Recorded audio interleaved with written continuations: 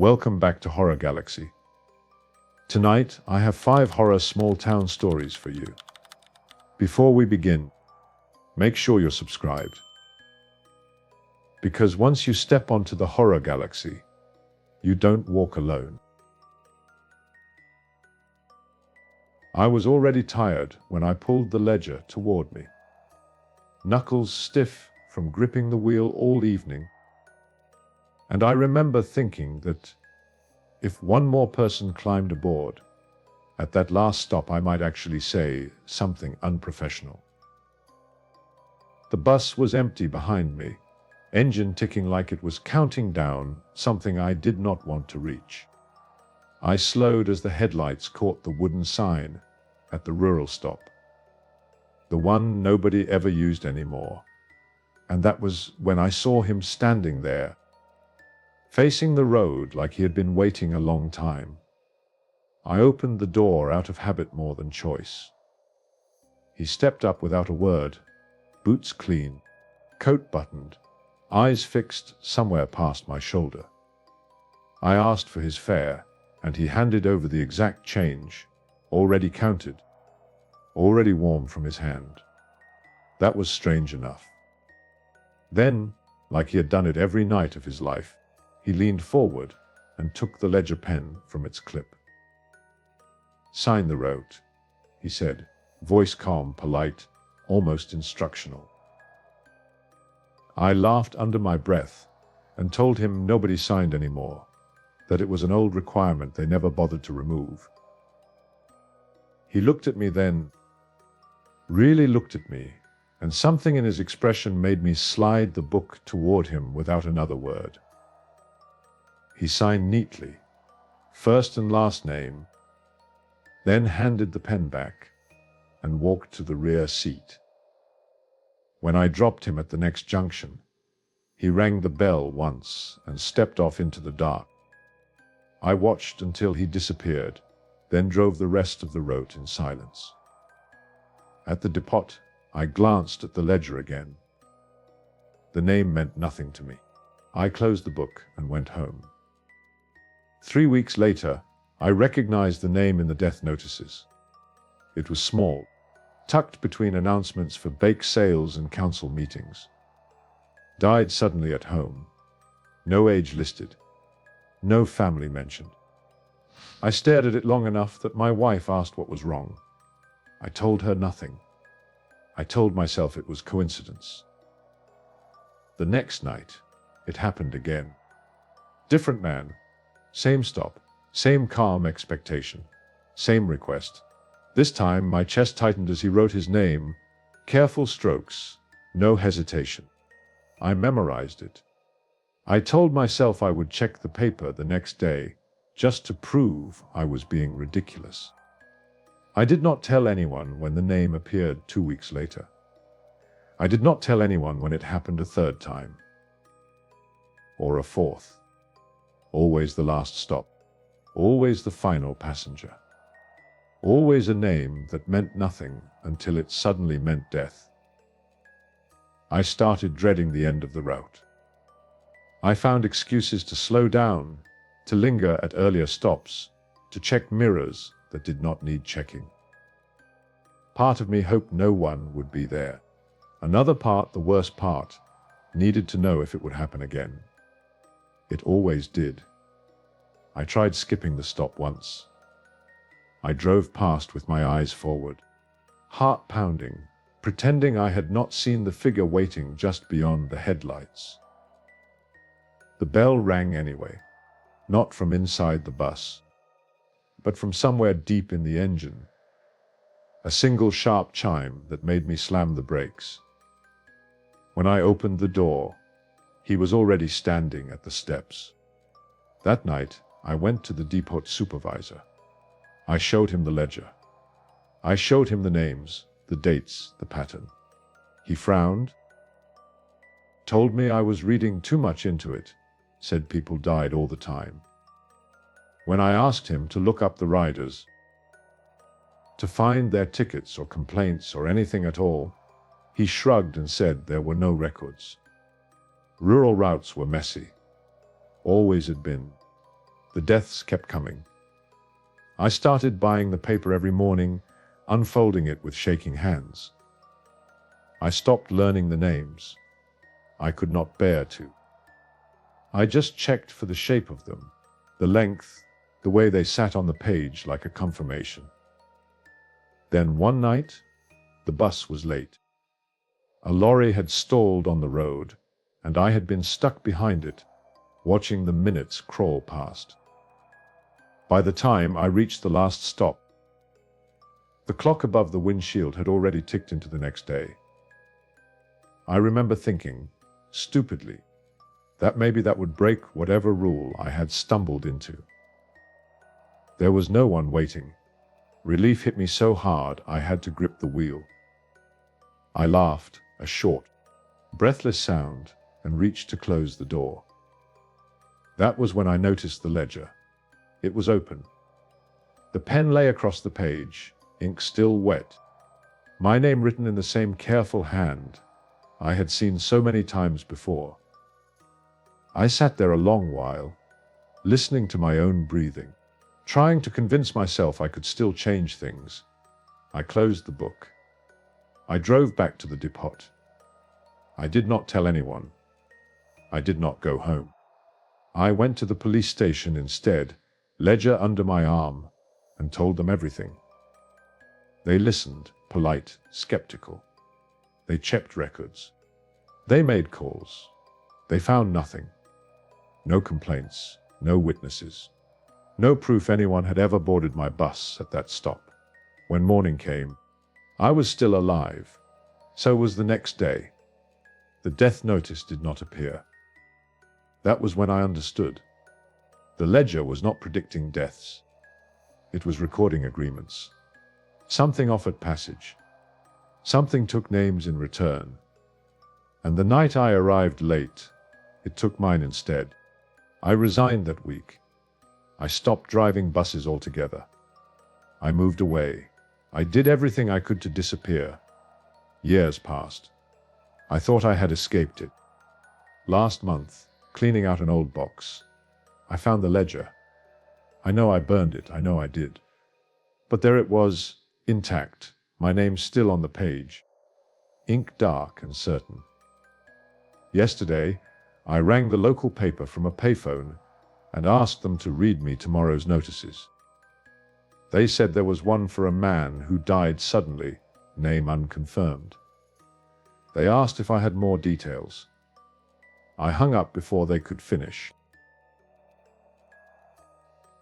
I was already halfway down the path when the bell rang, sharp and familiar, the exact sound that meant line up and go back inside, and my feet stopped before my brain caught up. I turned around with my bag still bouncing against my hip and stared at the schoolyard behind me. The doors were locked. The lights were off. After school care had ended almost an hour earlier, and I knew that because my mother was strict about time and I was already worried. The bell rang again. I remember thinking someone must be messing with it. Maybe one of the older kids who liked sneaking back after dark. But that made no sense either, because the caretaker always shut everything down. I stepped closer to the fence, heart thudding, and called out, asking who was there. My voice sounded small and wrong in the empty space. No one answered. The bell rang a third time, slower now, like it was waiting. I should have kept walking. I know that now. But rules were rules, and bells meant something when you were a kid. Bells were not suggestions. They were instructions. So I unlatched the gate and went back onto the playground, telling myself I would just check. Just make sure no one was hurt or stuck. The bell rope hung loose beneath the housing, swaying slightly even though nothing was touching it. I stared at it until my eyes hurt. Then I heard footsteps behind me and nearly jumped out of my skin. It was Mikkel from my class, his backpack slung over one shoulder, looking just as confused as I felt. He asked if I heard it too. I nodded. Before either of us could say anything else, the bell rang again, louder this time, and both of us flinched. Maybe they forgot something, Mikkel said, though his voice did not sound convinced. We checked the doors together. Locked. We tried the windows. Nothing. The bell stayed silent while we searched, and I remember feeling foolish, embarrassed for being scared. Then we turned back toward the gate. That was when we saw the attendance board through the glass. It was the big one they used every morning, with all our names listed. Someone had written in chalk beside Mikkel's name, "Absent." I laughed, a nervous little sound, and told him it was probably from earlier, that maybe they had not erased it properly. But he went pale, because he had been there that day. We both had. I pointed to my own name to prove it, "Absent." My stomach dropped.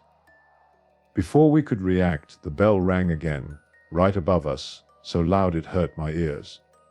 Mikkel backed away first. He said we should leave, that something was wrong. I agreed. We ran for the gate. It would not open. We pulled and shook it, metal rattling, panic rising fast. The bell kept ringing, steady now, like it was counting. I screamed for help, for anyone, but the sound felt swallowed before it could go anywhere. Then the gate opened on its own. Mikkel ran through without looking back. I followed, heart hammering, and we did not stop until we were blocks away. We did not talk. At the corner where our paths split, he looked at me with wide eyes and said he was not coming back tomorrow. I told him neither was I. The next morning, Mikkel's desk was empty. The teacher called his name. No answer. She marked him absent without hesitation. When I tried to speak up, to say he had been there yesterday, that something had happened, she gave me a look and told me to pay attention. My name was already marked absent too, a neat line through it, even though I was sitting right there. By the end of the week, 3 more kids were gone. All of them had answered the bell. Everyone else pretended nothing was wrong. The records showed those children had not attended school in days. Parents stopped asking questions after meetings with the principal. I heard adults whispering about transfers, about families moving away suddenly. The bell rang every afternoon after curfew. I learned to avoid it, taking longer routes home, cutting through yards, hiding until I knew it had finished. One night, I saw someone else standing at the fence when it rang, a smaller kid I barely knew. I shouted for him to run. He turned toward the sound instead. The next day, his desk was empty. I stopped going to school altogether after that. My mother thought I was sick. She never checked the attendance records because the school never called. According to them, I was not enrolled anymore. Years later, when the building was finally demolished, they found nothing wrong with the bell mechanism. No hidden wiring. No faults. Just an old system that should not have worked without power. I still live near here. The playground is gone now, replaced by flats, but sometimes, late in the evening when I am walking past, I hear that same sharp ring echo between the buildings, and I keep walking. I never answer bells anymore. I was already sorting the last batch of envelopes when I noticed the timestamps were wrong, all marked between 1 and 4 in the morning. And I remember pausing with one ballot halfway out, because the room was silent enough that I could hear my own breathing. We were not supposed to receive anything overnight. The secure drop had been sealed at close, logged, and signed off by 2 supervisors. Still, there they were, neat stack, official markings intact. I told myself it was a clerical delay, some automated stamp error, and kept working. That excuse lasted until I opened the first envelope and read the name. I knew it because my grandmother used to mention him when she talked about the old days in town. He had died before I was born. I checked the database, expecting a mismatch. The record showed him as deceased, 1978, cause listed, certificate filed. The ballot beside his name was marked. Cleanly, confidently. Voted in person. Time recorded at 2:12 in the morning. My hands went cold. I logged the anomaly and pulled the next envelope. Another dead resident. Then another. Every single overnight ballot belonged to someone who had been buried for decades. I checked for tampering, for copied signatures, for anything that made sense. Everything matched archived records perfectly, down to old address formats, no longer used. I called my supervisor. She answered groggy, annoyed, and told me to flag it for review in the morning. When I insisted, when my voice cracked, she went quiet and told me not to touch anything else. She said she would handle it. She did not come in the next day. By midday, word spread quietly through the office that she had been found unresponsive at home. Natural causes, they said. Stress. The review was reassigned to me because I was already involved. They trusted me.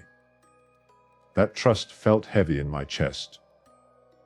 I stayed late again that night, going through historical rolls, cross-referencing death certificates, trying to find a pattern that did not point straight at madness. The building settled around me, old pipes ticking, lights humming.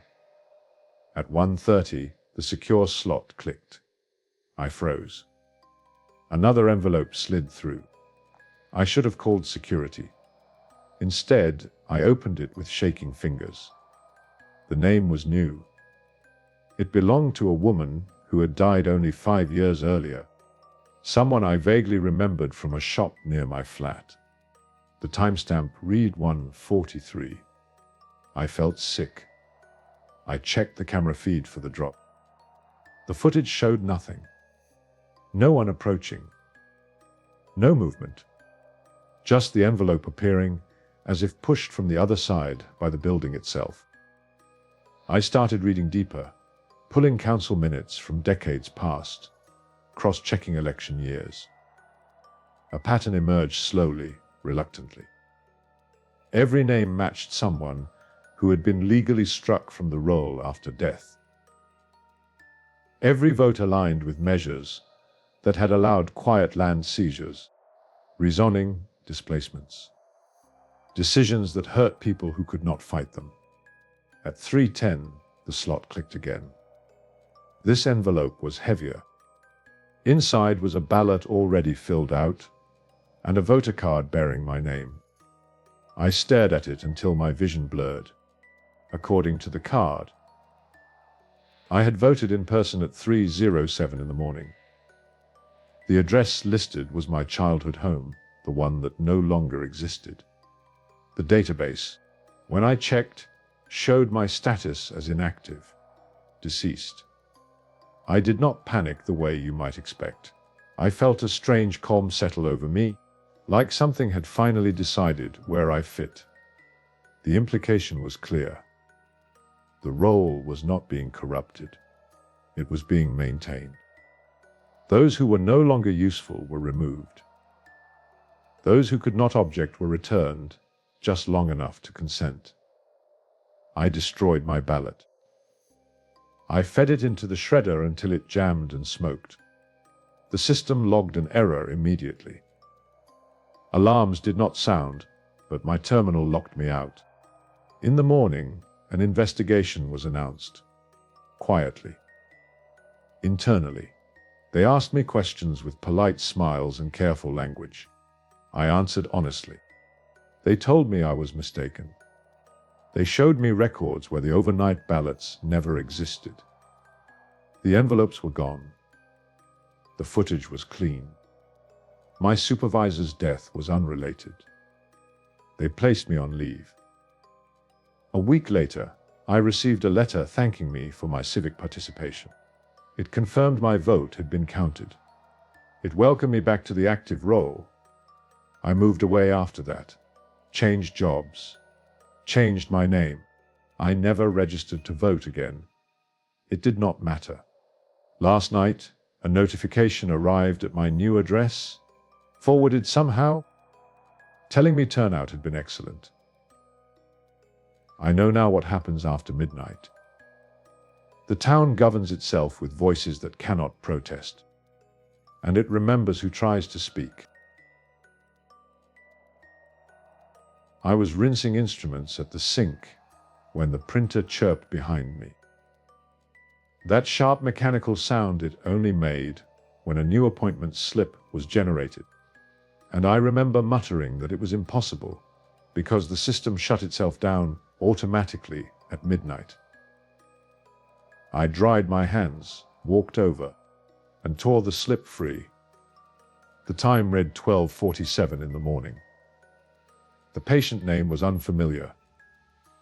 The handwriting box was already filled in, neat and precise like someone had practiced it. I checked the front door, then the hallway, then the darkened waiting room. Everything was locked. The dentist had gone home hours earlier. I told myself it was a glitch, something left over from earlier in the day, but my stomach would not settle. I logged the slip, placed it on the clipboard, and finished closing. The next night, it happened again. This time, I was still in the chair room, wiping down surfaces when the printer started. I watched it spit out the paper. There was no delay, no hesitation, just a smooth feed like it had been waiting. The appointment was scheduled for 1:15. I stood very still, listening, half, expecting footsteps, a knock, anything. Nothing came. When I checked the system logs, the entry showed as confirmed. Checked in. Seen. I asked the dentist about it the next morning. He frowned, said the software was old, prone to errors, told me to ignore anything outside operating hours. He did not look closely at the names. I did. Over the next weeks, the slips kept coming. Always after midnight. Always one patient. Sometimes two. Never overlapping. The names never repeated. They were local, though, people from nearby farms, outlying roads, places you only went if you lived there. I started recognizing some.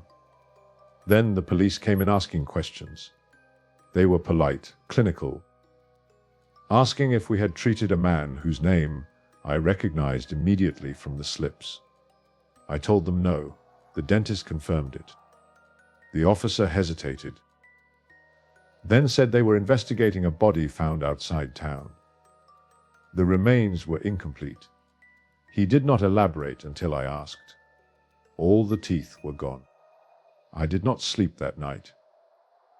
I sat at the kitchen table, staring at the last slip I had taken home by accident, the ink sharp and black. The next morning, I compared dates. The appointment time came weeks before the body was found.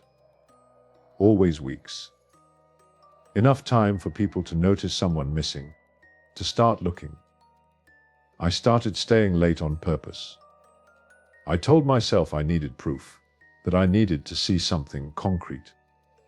But really, I think I wanted it to stop being theoretical. At 12:38, the printer whirred. I did not jump this time. I walked over slowly, heart pounding so hard it made my ears ring. The name was someone I knew. Not well, but enough. A man who lived near my childhood home. The time was 1:04. I stared at the door until my eyes burned.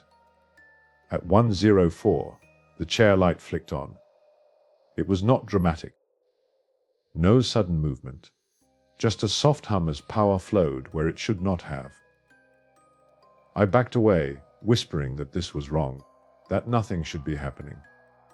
The chair adjusted itself, slow and patient. I left.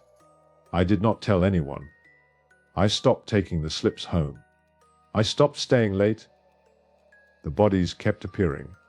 The pattern became impossible to ignore. The dentist was questioned again. Records were reviewed. Our clinic came up clean every time. No entries, no treatments, no anomalies, except the slips, which vanished by morning if I did not secure them. The last one was my breaking point. The name was mine. The appointment time was 12:58. I stood there shaking, paper crumpling in my fist, and something in me hardened. I knew then it was not the dentist. It was not the building. It was the process. The town. The expectation that some things were taken quietly, efficiently, without resistance. I destroyed the slip. I jammed it into the shredder until it choked and died. The printer immediately tried to print another. I quit the next day. I moved inland. I changed clinics. Years passed. No more slips. No more reports. Last month, I read about an old clinic being demolished outside Eidvoldsville. During the cleanup, they found a sealed waste pipe behind the wall. Inside were hundreds of teeth, sorted, cleaned, catalogued. No records matched them. I still check appointment systems carefully. I never work late. And I never stay in a place that runs smoothly after midnight. I was sitting at the folding table near the front office with my laptop open when the bell rang, that sharp, familiar sound that meant class was starting. And my first thought was that someone had made a mistake because the school had been closed for months. The sound echoed down the hallway anyway, bouncing off lockers and classroom doors, loud enough that I felt it in my chest. I froze with my fingers hovering over the keyboard, staring at the empty corridor through the office window. I was only there because my mom volunteered, and because I knew how to help teachers track attendance during remote learning.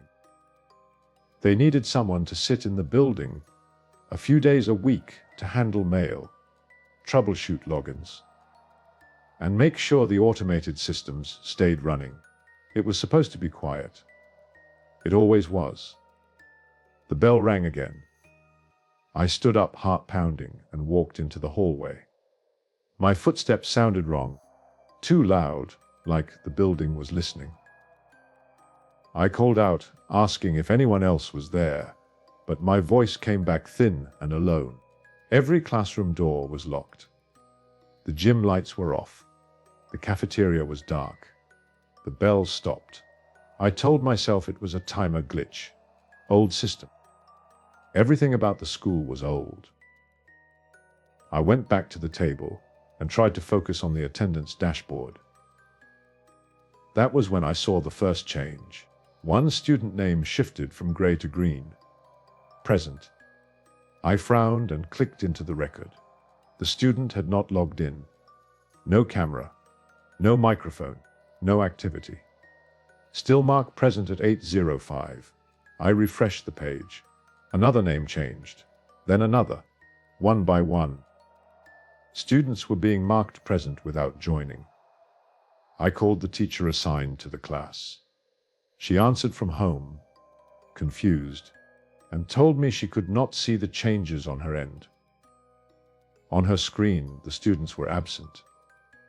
On mine, they were not.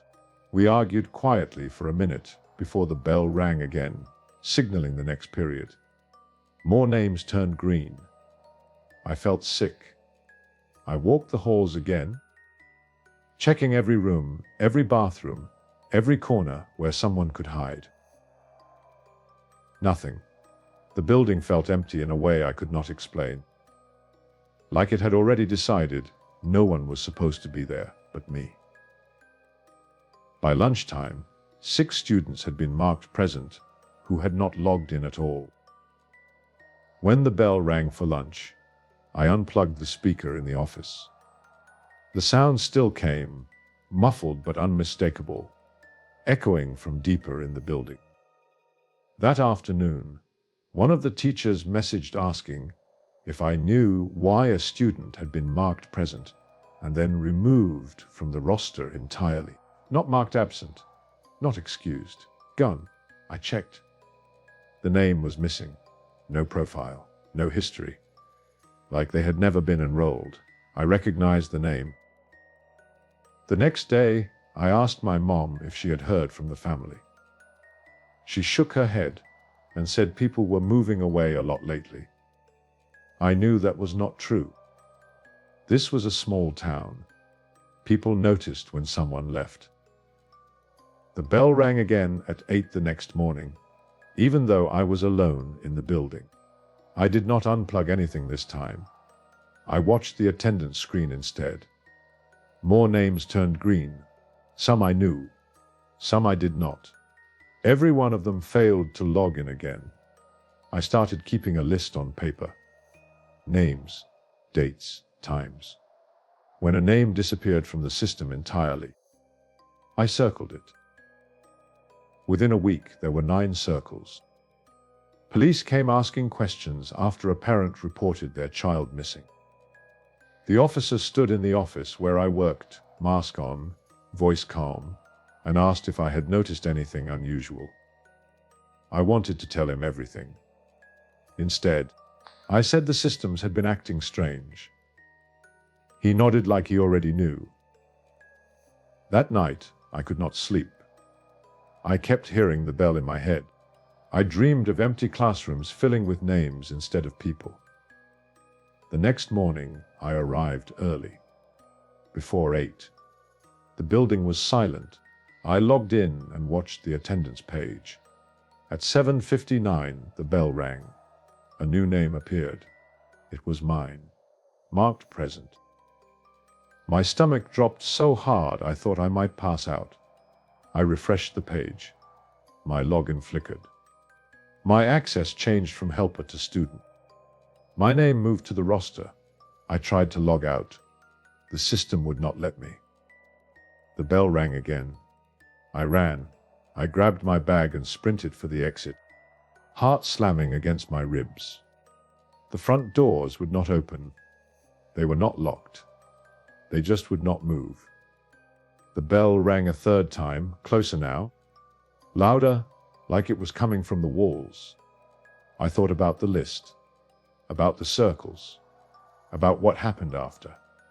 I went back to the table, hands shaking, and pulled the attendance log. There was a manual override buried deep in the system, something only used in emergencies. It allowed attendance to be reset to 0, but it required confirmation from inside the building. I clicked it. The bell cut off mid-ring. The screen froze, then cleared. All names vanished. Mine too. The system rebooted into maintenance mode. Silence settled over the school, heavy and complete. The doors opened. I never went back. The school stayed closed after that. Officially, it was due to budget issues. Quietly, families stopped asking where their children had gone. The attendance system was replaced. The bell was removed. But sometimes, when I log into online meetings now, I see names appear that never speak, never move, marked present without explanation.